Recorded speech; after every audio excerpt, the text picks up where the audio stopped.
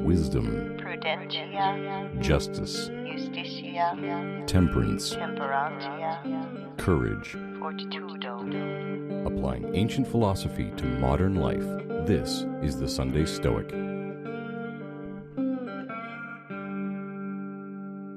Lo, the fountain of life is character, and from it, in their order, flow forth our actions. Behold, happiness is the smooth flow of life. The fulfillment of a man's life is to live in accord with nature. So to live is to live in righteousness. For nature leadeth to righteousness, and the end of life is to live in accord with virtue. Man is born solely for righteousness. For righteousness draweth to itself the souls of men, with no lure, with no offerings from without, but of its own splendor. Virtue of itself is sufficient for happiness. Righteousness is the sole and only good, and nothing is evil save that which is vile and base. Excerpt from the summary of the teachings of Zeno of Citium, found in the Life of Marcus Aurelius by Henry Dwight Sedgwick. This is the Sunday Stoic Podcast. My name is Steve, coming to you from Howard, Ohio, and I'm joined today by none other than Dan. Hello, everybody. I was going to call you Stoic Dan, but does somebody already use that moniker? I'm not sure. I have no idea. I know there's a Stoic Steve out there, so I have never used that exact phrase before for myself. But yeah, we're coming to you with this podcast, which has been around for quite a while. I took a hiatus and we brought it back. This is a podcast where we explore the ancient philosophy of Stoicism and apply it to modern life. Today, we're going to go way back in time to the founder of Stoicism, at least briefly, Zeno of Citium. The old story says that Zeno was a merchant and he had put all of his money into some purple dye, which was very rare at the time, and put it on board a ship and was sailing. I don't know. Do you remember where he was going, Dan? No. I don't recall. And his ship sank in a storm and he barely survived, and he made it on shore with nothing except his robe, presumably. And he stumbles into a bookshop because he has nothing else to do, and he's reading about philosophy. He's reading about Socrates specifically, and he asks the bookshop owner, "Where can I find a man like this?" And the bookshop owner points out the door at a guy who happens to be walking by and says, "Follow him." And the guy walking, That was Crates the Cynic. Crates the Cynic, and so he began to study at the feet, as it were, of some of the schools at the time, and eventually formed his own philosophy, kind of hybridizing different schools together and coming up with some of his own ideas, and began to teach at the Stoa, the painted porch, as it were, in Athens. And some people called them Zenoans. Zenonians. Or Zenonians, it's a hard thing to say. But eventually the term Stoic stuck with them, and that's how we know them today. And of course, the word Stoic has evolved over time into something that today is a little bit different than the way it would have been thought of back in ancient Rome and ancient Greece. Nowadays, we think of it as someone who does not display emotion. That's not exactly what it was. It wasn't being Spock. It was, of course, having some control on your emotions, but cultivating positive emotions. And let me make sure I'm being clear on that. Not repressing negative emotions, but eliminating them where possible by seeing things as they truly are. And Changing your value judgments so that things that used to stir turbulent emotions in you is processed in a different way. Exactly. So that gets us to one of the ideas of Zeno, which was living according to nature, which is kind of a strange phrase. And a lot of people interpret it in slightly different ways. But one of the ways I interpret that is, as Dan said, alluded to, is living your life in such a way that you understand what's real and what's possible, and you don't get upset by what you wish was true. You try to live as focusing on what actually is real and what actually is true and adjusting your value judgments accordingly.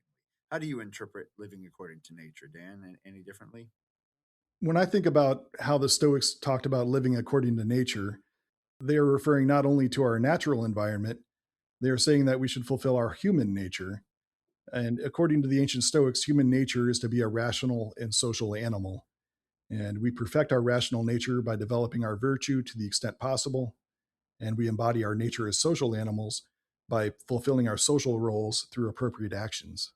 Interestingly, modern Stoic Massimo Pigliucci has argued that virtue could not necessarily be the ultimate good or the only good because he thinks that it is a tool to help us then to live a rational social life. And so I don't know. I'm not a professional philosopher, but his argument was that without virtue you could not live a rational social life like is the kind of the aim of the Stoics. But I don't know. That could be its own episode all by itself. Do you have any thoughts on that, Dan? It's one of those things I could just argue in my head back and forth on for about a month, I think. Yeah, Massimo can be a controversial figure in the Stoic community. Sure. He a lot of times will have views that don't necessarily comport with the ancient Stoics, which is fine. We don't, as Seneca said, the ancient Stoics were our guides; they weren't our masters. You know, we can change things to be more in line with how we view the universe. Yeah, exactly. But we're not here to stir the muck Yeah, today, the muck yeah, of Stoic controversy. yeah. The mudslinging that you sometimes see online. Right. Yeah, that's that. In fact, that's almost I won't say it's unstoic because the Stoics slung mud with the Epicureans, etc. back in the day. But today, what I want to talk about is an idea that Zeno put forth. And what Zeno said was that happiness, which was one of the maybe not the goal of life, like the ultimate aim in life, according to the Stoics, or the ultimate good in life, I should say, is virtue. But happiness is kind of a byproduct of virtue. If you're living well, then you're going to be happy. Now, we're not talking about happy as in the sense of I'm always giddy and everything's great, but a well lived, purposeful life is one way I think of being happy. I like the idea of it being a flourishing Yeah, flourishing life. and contentment of sorts. Yeah, exactly, exactly. When you're content, things can go down, things can go up, go down, be great, be not so great, but your inner life is pretty flat and you're pretty good. You know what I mean? Like you're not getting irate and you're not getting depressed and you might not even get as joyous in when things go really well as you might, but overall you're doing well in life. A smooth flow of life. Yeah. So Zeno said happiness is a smooth flow of life. There's actually a quote for that from Diogenes Laertius.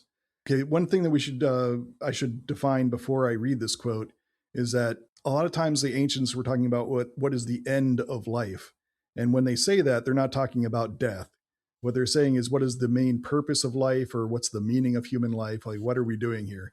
What's your goal here? Yeah. Exactly. What is the purpose? Zeno was the first in his treatise on the nature of man to designate as the end of human life to be living in agreement with nature, which is the same as a virtuous life, virtue being the goal towards which nature guides us. Our individual natures are parts of the nature of the whole universe. This is why the end may be defined as life in accordance with nature, or, in other words, in accordance with our own human nature as well as that of the universe. This very thing constitutes the virtue of the happy man and the smooth current of life, when all actions promote the harmony of the spirit dwelling in the individual man with the will of him who orders the universe. Diogenes Laertius, Lives of the Eminent Philosophers, Book 7.87 and 7.88.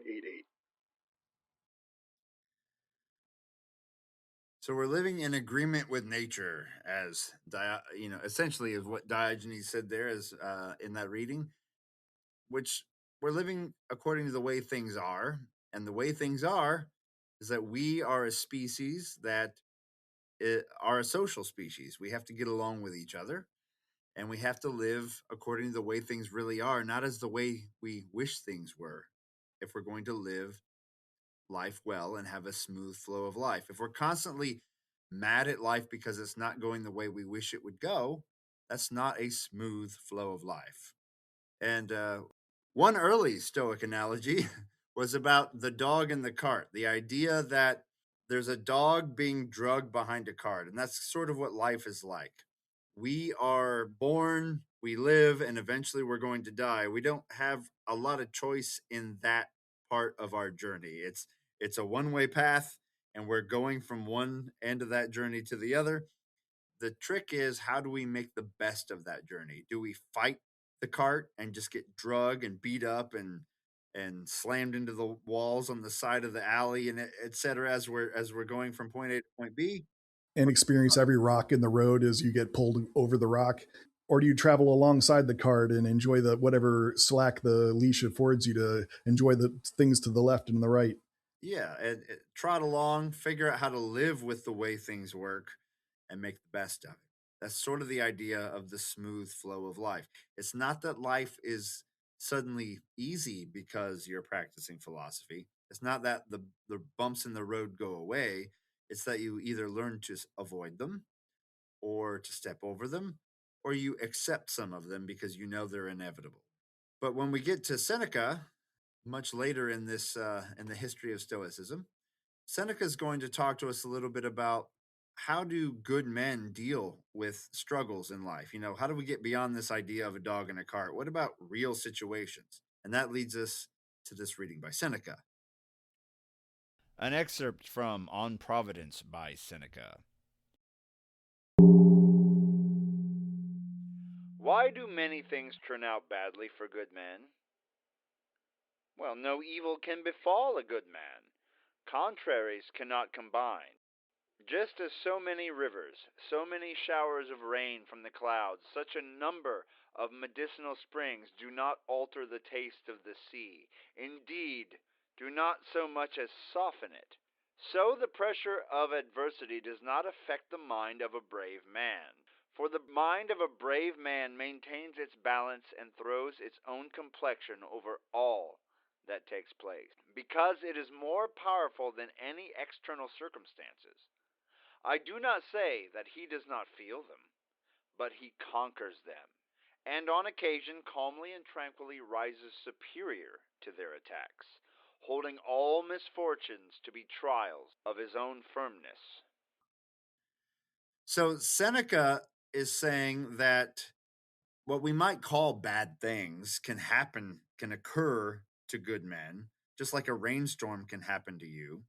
I think we could properly term it dispreferred events. Yeah, if we want to go fully into jargon here, dispreferred Things we would events can rather occur. things we would rather did not happen. I would prefer these things not occur, but I can deal with them. At least a sage or a full-on, what we might call a full stoic. A lot of people won't even call themselves a stoic. I don't know what. I hate to digress for a second, Dan, but some people won't call themselves a stoic because they're not a sage. But I don't know. Yeah, if because I think that comes from Epictetus. Because remember how he loved to berate his students and say, "Oh, show me a real stoic. I have not Right. seen one yet." Yeah, And yeah. so I think that's where that comes from. So a lot of people choose the idea of prokopton rather than stoic, I guess, right? To try and not stir that pot, I usually say stoic practitioner. There you go. Just to just to avoid the controversy, but it doesn't bother me at all if somebody calls themselves a stoic. But if someone has reached the point where they really have personified these ideas, then Seneca says that events will not change you, they will not harm you. The way he words it in the reading is that rivers and rain rush or fall on the ocean, yet the ocean remains salty. Where what he's saying there is things that other people might call bad events can occur to a stoic, but it's not going to change their internal character. They still have what we might call the smooth flow of life. They know how to navigate troubles, they're still experiencing them. They're still losing money or getting hurt physically, let's say, anyway, by things that might occur. But it's not damaging their personality. It's not damaging their soul, as it were. And they're continuing with magnanimity and calm and navigating the day. And it's like that once again, like the dog behind the cart. There's rocks popping up, and occasionally you bump into a rock, but you're paying attention and you're avoiding more than you're being hurt by them. That's kind of how I view this idea that Seneca's putting through. And I just wanted to point out that this is a very egalitarian view of life because, the good news is that progress toward happiness and a smooth flow of life is accessible to everybody because it's up to us. It's up to our value judgments about the universe and events.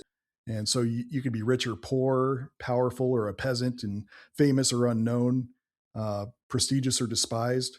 And according to the ancient Stoics, happiness and smooth flow of life is not determined by these external circumstances and attributes like wealth or fame, but just living according to nature. Exactly. And what I like about it too is that because Stoicism has that strong social component, that doesn't give us the excuse to say, "Whoa, well, that poor person can be happy without my sandwich." You know what I mean? Like, you still are called to assist and help and provide where possible. But it's more, Also because we don't expect everybody in the universe to be a stoic like we do us not. anyway. We're strict with ourselves and generous toward others. Exactly. When you see someone suffering, you don't just, mock them or say, "Oh, that Be loser stoic should and learn." move on. Exactly. Rub some dirt on it and get back in the game. This is about how you react to the world and how you process things that are happening, not how you expect others to act. Right. Because part of the embodying the cardinal virtue of justice is treating other people with kindness. The default setting for justice is kindness.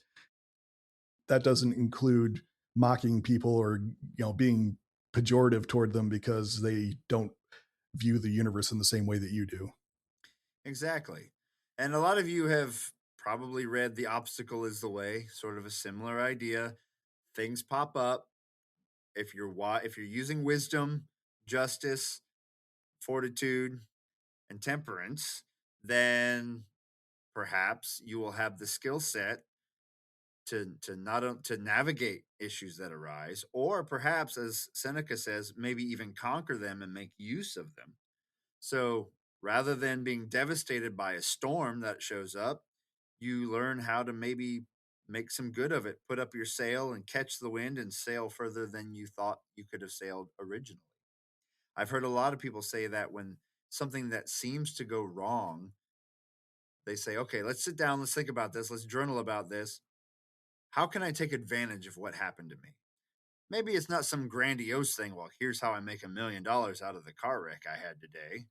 But okay, I've learned some things. I learned something about how I should act next time. I've learned about what to watch for, what to avoid. I've learned what to do.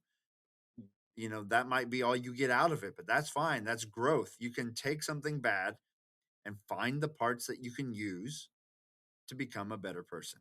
And that's almost all we can do.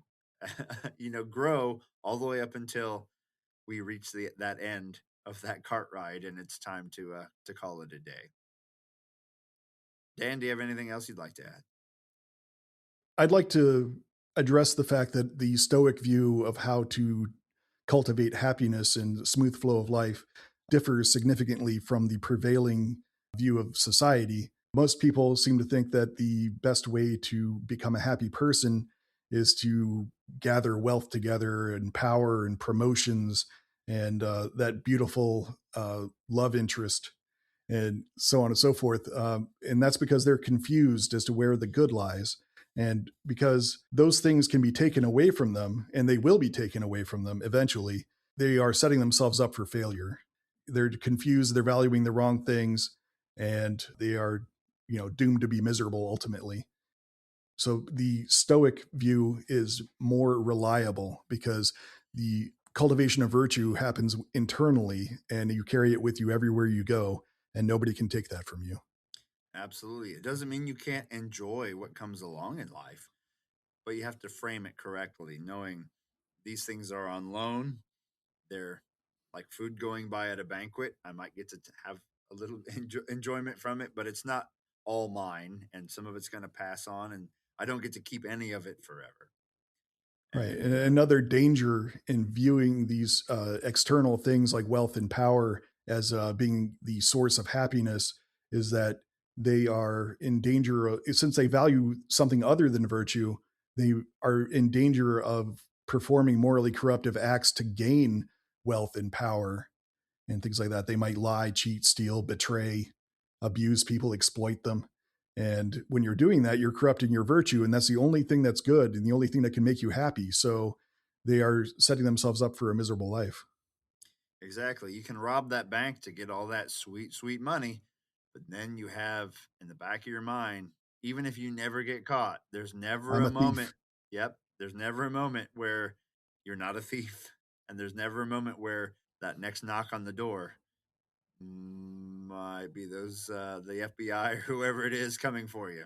So And you may enjoy the company of another man's wife, for example, but you'll never know whether somebody's going to find out eventually.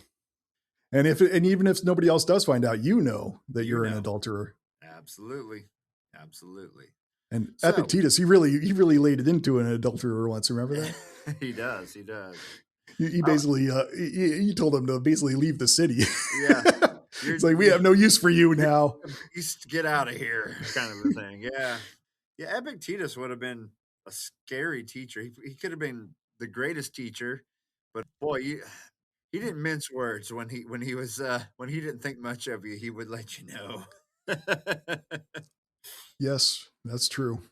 uh, I am a teacher, and unfortunately, I can't be that way. I would be shown the door pretty quickly if I went full Epictetus at school. I'm afraid. Yeah, I think they would call that bullying or hazing, or yeah, they would not be welcome in a modern school setting, I don't think. Probably not. But when we start our own, Stoic gym or Stoa or whatever it is, maybe we can bring that back. I don't know. Maybe. I don't think I'll be calling anybody slaves anytime soon. No, that might be crossing a line that just is not appropriate these days. That's correct. Right. Yeah.